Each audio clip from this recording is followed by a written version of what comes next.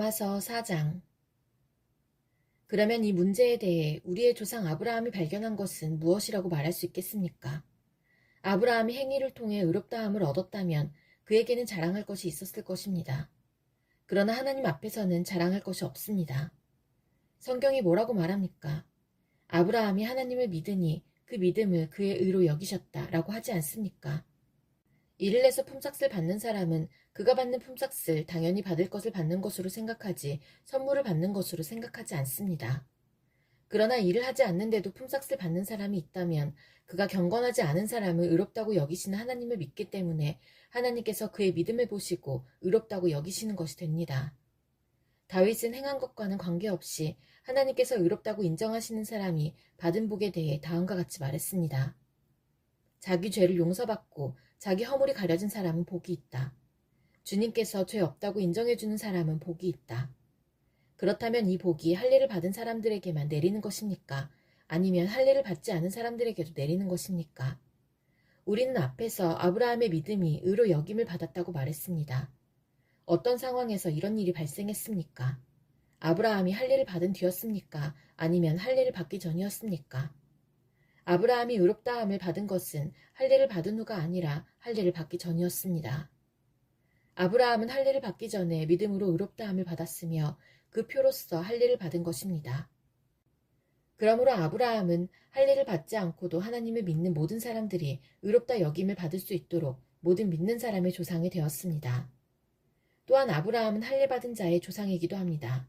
이 말은 그가 할례 받은 사람들뿐만 아니라 우리 조상 아브라함이 할례를 받기 전에 가졌던 믿음의 발자취를 따라가는 사람들의 조상도 된다는 의미입니다.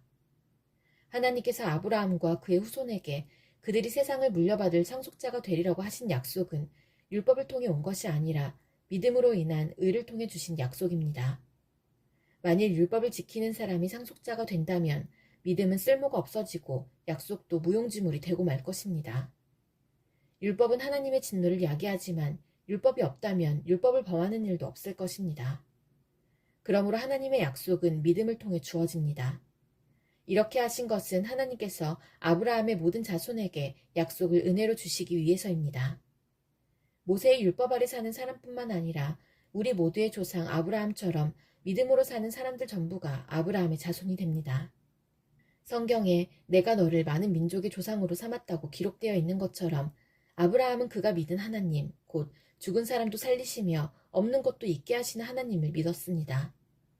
아브라함은 소망이 전혀 없었지만 하나님께서 내 자손이 이와 같이 많아질 것이다 라고 말씀하신 대로 자기가 많은 민족의 조상이 될 것을 믿고 소망하였습니다. 아브라함은 100살이나 되어 거의 죽은 사람이나 다름없게 되었고 살아도 나이가 많아 아기를 낳을 수 없다는 것을 알았지만 하나님을 믿는 믿음이 약해지지 않았습니다. 그는 하나님의 약속에 대해 불신하거나 의심하지 않고 오히려 그 약속을 굳게 믿어 하나님께 영광을 돌렸습니다. 아브라함은 하나님께서 친히 약속하신 것을 이루실 능력이 있다는 것을 확신했습니다. 이것이 바로 하나님께서 그 믿음을 그의 의로 여기셨다라고 말씀하신 이유입니다. 그의 의로 여기셨다는 말은 아브라함만을 위해 기록된 것이 아닙니다. 그 말은 우리 주 예수님을 죽은 자 가운데서 다시 살리신 분을 믿음으로 의롭다함을 얻게 될 우리를 위해서도 기록되었습니다. 예수님은 우리의 죄 때문에 죽임을 당하셨고 우리를 의롭게 하시려고 다시 살아나셨습니다. 로마서 5장. 우리가 믿음으로 의롭다함을 받았으므로 우리는 우리 주 예수 그리스도로 말미암아 하나님과 함께하는 평강을 누리고 있습니다. 예수 그리스도에 의해서 또 믿음으로 우리는 지금 우리가 서 있는 이 은혜의 자리에 들어와 있습니다. 그리고 하나님의 영광을 소망하며 즐거워합니다. 이뿐만 아니라 우리는 환난을 당하더라도 즐거워합니다. 그것은 환난이 인내를 낳고 또 인내는 연단된 인품을 낳고 연단된 인품은 소망을 낳는 것을 알기 때문입니다. 이 소망은 절대로 우리의 기대를 저버리지 않습니다. 그것은 하나님께서 우리에게 주신 성령을 통해 우리 마음에 하나님의 사랑을 부어주셨기 때문입니다. 우리가 아직 연약할 때에 그리스도께서 시의 적절할 때에 경건하지 않은 사람들을 위해 죽으셨습니다. 의인을 위해 죽는 사람은 거의 없습니다. 간혹 선한 사람을 위해 죽겠다고 나서는 사람이 있을는지는 모르겠습니다. 그런데 그리스도께서는 우리가 아직 죄인이었을 때에 우리를 위해 죽으셨습니다. 이것으로써 하나님께서는 우리를 향한 그분의 사랑을 나타내셨습니다. 그러므로 우리는 그리스도의 피로 말미암아 의롭다함을 얻었으므로 우리가 그리스도를 통해 하나님의 진노로부터 구원을 받을 것은 더욱 확실합니다. 우리가 하나님과 원수가 되었을 때도 그리스도의 죽음을 통해 하나님과 화해하게 되었다면 이렇게 하나님과 화목을 누리고 있는 사람들이 그분의 생명으로 말미암아 구원을 받게 될 것은 더욱 확실합니다. 이뿐만 아니라 우리는 이제 우리 주 예수 그리스도를 통해 하나님 안에서 즐거워합니다. 예수 그리스도로 말미암아 이제 우리는 하나님과 화해하게 되었습니다.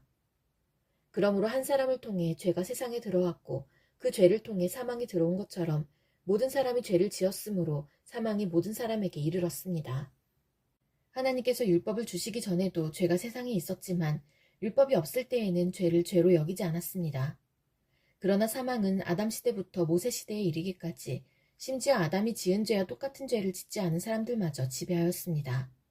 아담은 장차 오실 분의 모형입니다. 하지만 하나님께서 주시는 은혜는 아담이 지은 죄와 비교가 되지 않습니다. 많은 사람이 그 한 사람의 죄 때문에 죽었다면 한 사람 예수 그리스도의 은혜로 인한 하나님의 은혜와 선물은 많은 사람에게 더욱 넘쳤습니다. 또한 하나님의 선물과 아담의 죄는 차이가 있습니다. 한 사람의 죄 때문에 심판이 오게 되고 모든 사람을 정죄에 이르게 했으나 하나님의 은혜의 선물은 많은 범죄 때문에 오게 되어 많은 사람에게 의롭다함을 받게 하였습니다. 한 사람의 죄로 말미암아 사망이 왕노릇하였다면 하나님의 넘치는 은혜와 의롭다고 여기시는 선물을 받은 사람들은 한 분 예수 그리스도를 통해 참 생명 안에서 더더욱 왕노릇하게 될 것입니다. 그러므로 한 사람의 범죄 때문에 모든 사람이 죄인이 되었지만 한 사람의 의로운 행동 때문에 모든 사람에게 생명을 낳게 하는 의로움이 발생했습니다. 한 사람의 불순종으로 많은 사람이 죄인이 되었듯이 한 사람의 순종으로 많은 사람이 의인이 될 것입니다. 율법은 범죄를 증가시키려고 들어왔습니다. 그러나 죄가 많아진 곳에 하나님의 은혜가 더욱 넘치게 되었습니다. 죄가 사망 안에서 왕노릇하였듯이 은혜는 의를 통해 우리 주 예수 그리스도로 말미암아 영생을 얻게 하기 위해 왕노릇할 것입니다. 로마서 6장. 그러면 우리가 무슨 말을 더하겠습니까? 은혜를 더하게 하려고 계속 죄를 지어야 하겠습니까? 절대로 그럴 수 없습니다. 죄에 대하여 죽은 우리가 어떻게 죄 가운데서 살 수 있겠습니까? 여러분은 우리가 그리스도 예수와 연합하는 세례를 받았을 때에 그분의 죽음과 연합하는 세례를 받았다는 사실을 알지 못합니까? 그러므로 우리가 죽음에 이르는 세례를 받음으로 그리스도와 함께 묻힌 것은 그리스도께서 아버지의 영광으로 죽은 자들 가운데서 살아나신 것처럼 우리도 새 생명 가운데서 살기 위함입니다. 우리가 그리스도와 연합하여 그분의 죽음에 참여하였다면 그분과 연합하여 그분의 부활에도 참여할 것이 확실합니다. 우리는 우리의 옛사람이 그리스도와 함께 십자가에 못 박혀 죄의 몸이 무력하게 되었으므로 우리가 더 이상 죄의 노예가 되지 않는다는 것을 압니다. 그것은 죽은 사람은 죄의 세력에서 해방되었기 때문입니다. 우리가 그리스도와 함께 죽었다면 또한 그리스도와 함께 살아날 것도 믿습니다. 그리스도께서는 죽은 자들 가운데서 살아나셨기에 다시는 죽는 일이 없어 죽음이 그분을 지배하지 못한다는 것을 우리는 압니다. 그리스도께서 죽으신 것은 죄에 대해서 단번에 죽으신 것이며 그리스도께서 다시 살아나신 것은 하나님께 대하여 살아나신 것입니다. 이와 같이 여러분도 여러분 자신을 죄에 대해서는 죽은 사람으로 하나님께 대해서는 그리스도 예수 안에서 살아있는 사람으로 생각하십시오. 그러므로 죽게 될 여러분의 몸에 죄가 왕노릇하여 몸의 욕심을 따라 살지 않도록 하십시오. 또한 여러분의 몸을 불의를 행하는 도구로 죄에게 내어주지 말고 죽은 자들 가운데에서 살아난 자들답게 여러분의 몸을 의를 행하는 도구로 여러분 자신을 하나님께 드리십시오.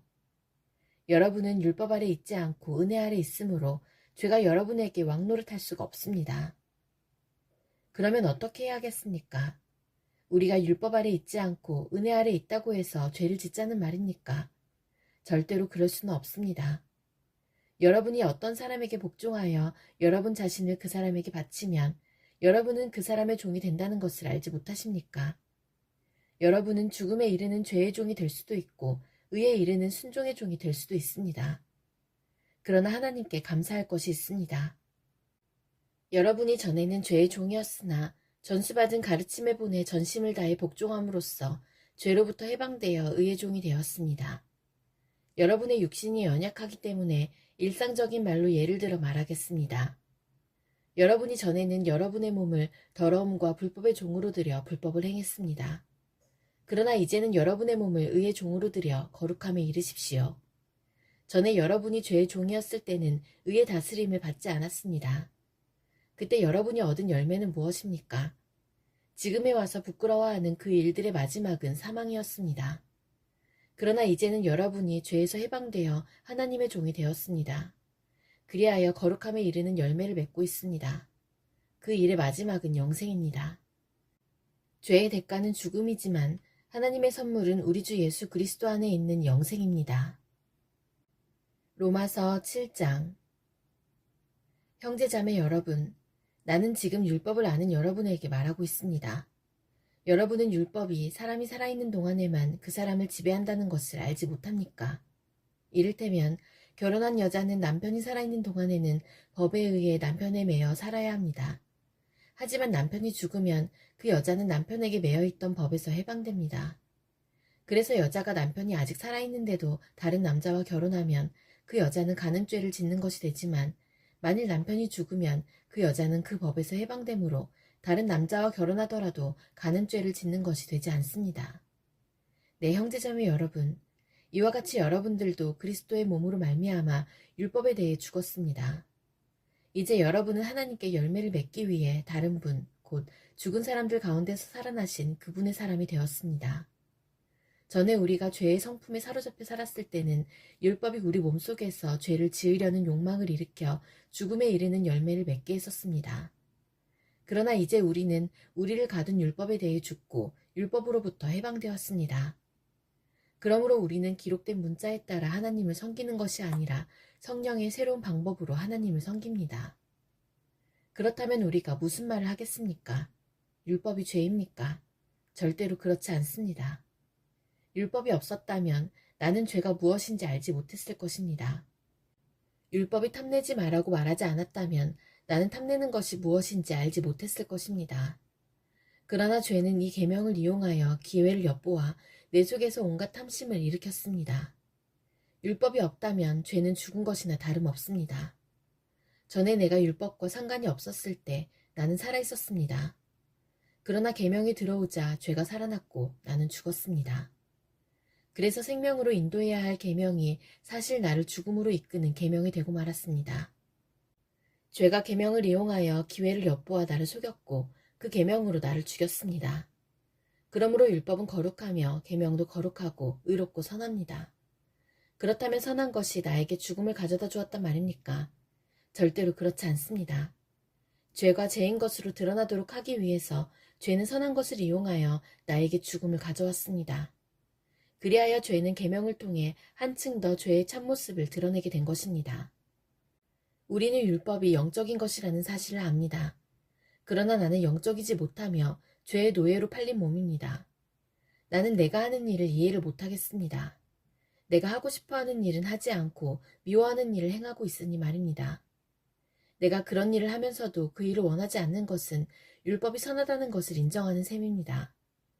그런데 이제는 원하지 않는 일을 하는 존재는 내가 아니라 내 안에 살고 있는 죄입니다. 나는 내 안에, 다시 말해서 나의 죄악된 본성 안에 선한 것이라고는 하나도 존재하지 않는다는 사실을 압니다. 선을 행하려는 바람은 내게 있지만 선을 행할 수는 없습니다. 나는 원하는 선은 행하지 않고 원하지 않는 악을 행합니다.